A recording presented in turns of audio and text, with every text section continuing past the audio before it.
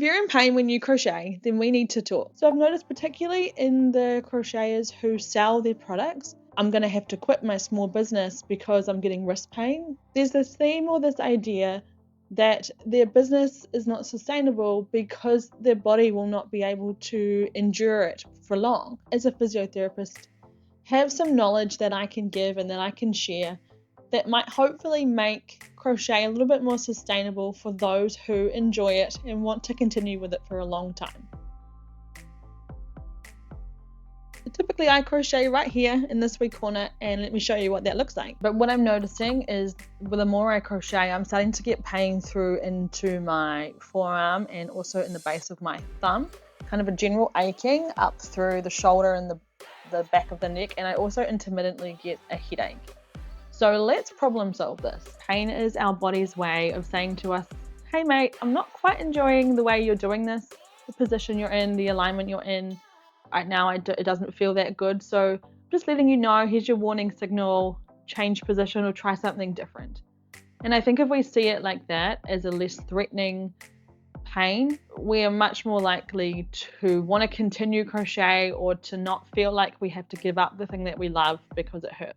We're going to be much more open to exploring different things and finding different solutions. And if you're watching this, you're obviously a creative person, so you can put that creativity to good use with coming up with solutions for your pain.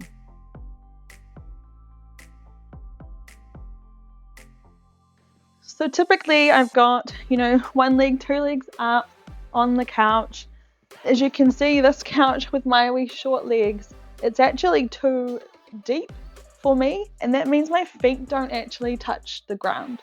So typically what I do in order to make this couch more comfortable for me is I will scoop my bottom forward so my feet are on the floor, but then round my back into the couch. So we end up in this kind of slouched position. So, if I crochet from here, I'm already quite forward. I can feel that. It makes most sense to me to start with setting myself up at the foundation first, to see if we can sort out this short leg, big couch scenario.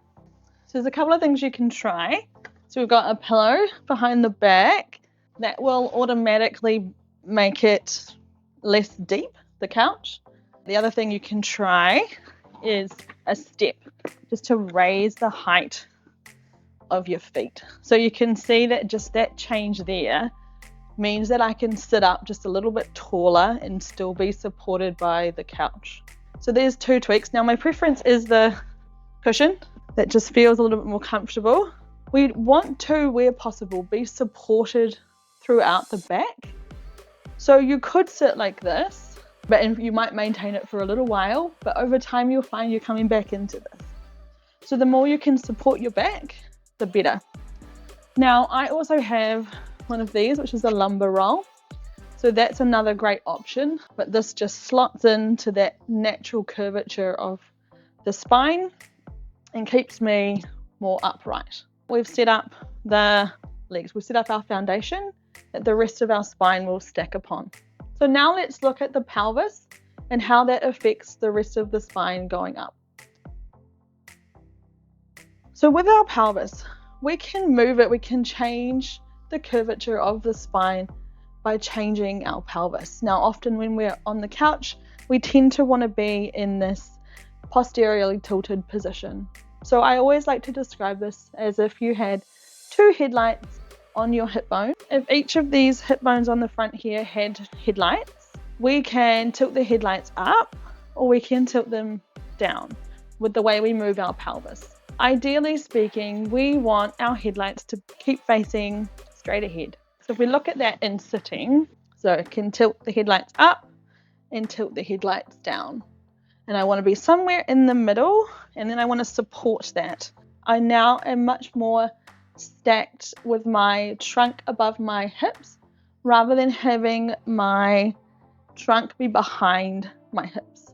The next part of it that I think is really important is what happens to our thoracic spine and our cervical spine, our neck, as we're crocheting. When I crochet normally, I've set my lower back up really well here, but what is happening to the rest of my back is that the weight of my arms and the weight of my head is kind of bringing my upper back forward into this more rounded positioning.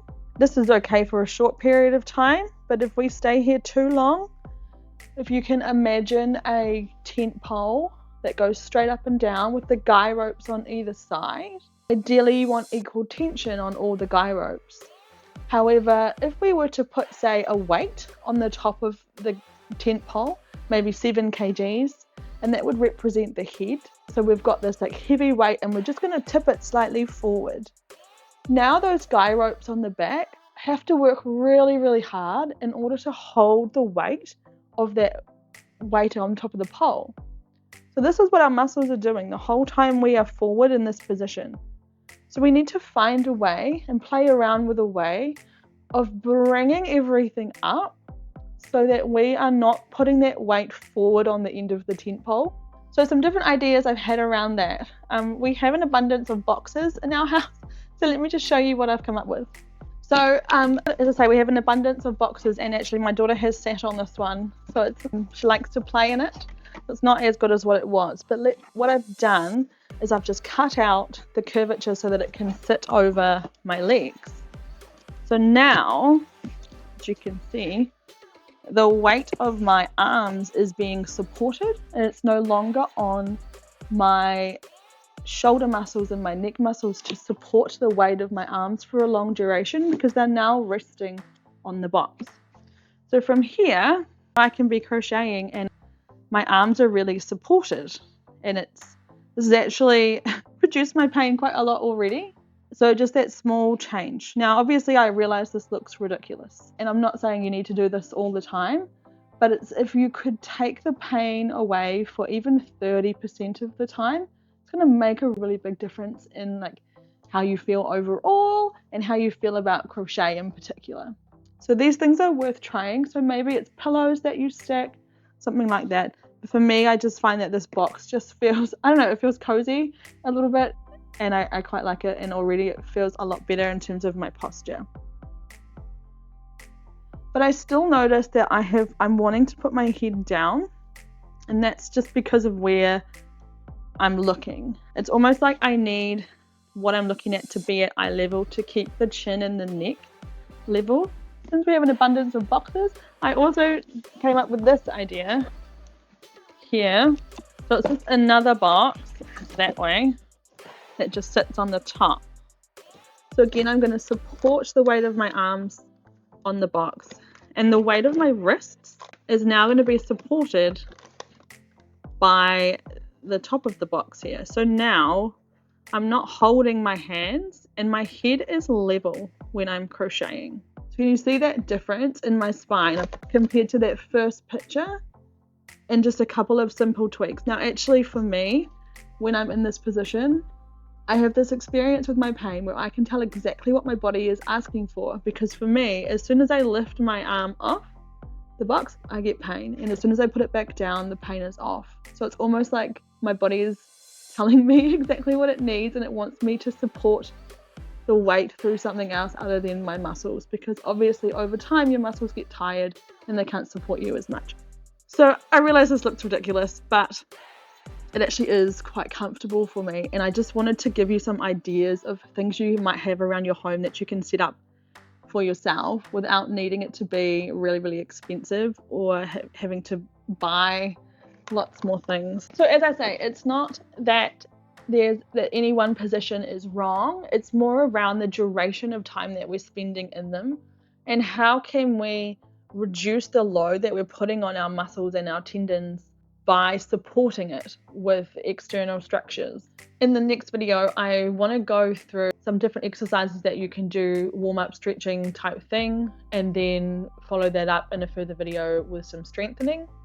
I want to take a deep dive into the anatomy of a crochet hook and a crochet stitch, and how we can use our own anatomy and set it up for success.